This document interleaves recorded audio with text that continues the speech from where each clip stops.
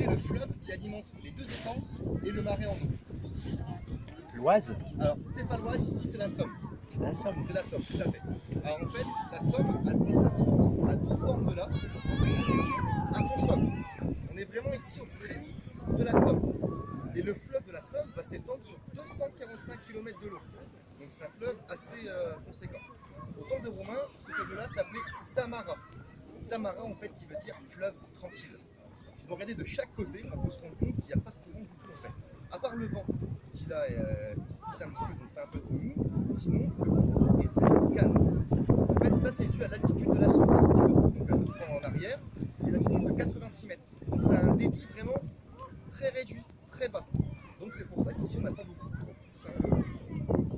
Donc le fleuve de la Somme, comme je vous disais, il s'étend sur 245 km de long. Mais là on arrive sur un monument en face de nous, juste en face. Celui-ci, c'est le monument aux morts de Saint-Quentin. Si vous regardez bien, en fait, il va s'étendre sur toute la superficie de l'étang. Donc il fait un petit peu office de rempart naturel. Enfin, plutôt office de rempart, excusez-moi. Il fait office de rempart. Et bien tout simplement, pour que l'eau s'écoule, sur la gauche, vous rappelez, il y a plus de 1361 prénoms de soldats tombés au combat. Également aussi, la ville a été envahie en 1557 par les Espagnols qui sont arrivés à Saint-Quentin pour prendre la ville et assurée par Napoléon Ier. En fait, le canal a été créé pour rejoindre la jonction avec l'Oise qui elle rejoint Paris pour alimenter en céréales les Parisiens. Donc tout partait en fait, sur Paris. Les panneaux que vous voyez dans l'eau, je vous rassure, c'est pas une ancienne ville, c'est pas une ancienne civilisation. En fait, ces panneaux-là ont été installés pour indiquer aux pêcheurs qu'il est interdit en fait de venir jusqu'ici. Est-ce que vous voyez le bâtiment bleu entre les arbres? Il y a un bâtiment avec des vitres bleues. En fait, ce bâtiment-là n'a rien à voir avec la visite, c'est le commissariat de Saint-Quentin. Je vous en parle tout simplement parce qu'avant, toute cette zone-là était sous l'eau. C'est seulement par la suite que ça a été asséché et construit par-dessus.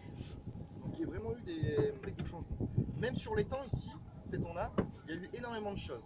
À la place du monument aux morts, derrière, un peu plus loin, il y avait une abbaye. On avait des moines bénédictins qui étaient installés sur l'étang et qui avaient le privilège de la chasse et de la pêche. Ça s'est arrêté lorsque il y a eu la Révolution et l'abolition des privilèges. Et tout a été dispatché.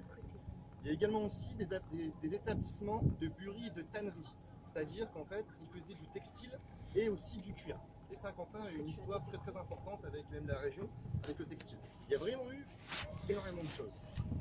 Par exemple, cette zone-là, vous pouvez voir sur la gauche, je vais vous montrer une photo de Franck. Vous allez voir, c'est assez surprenant. Tous les soucis. Je vais vous passer un document. Dedans, vous allez retrouver différents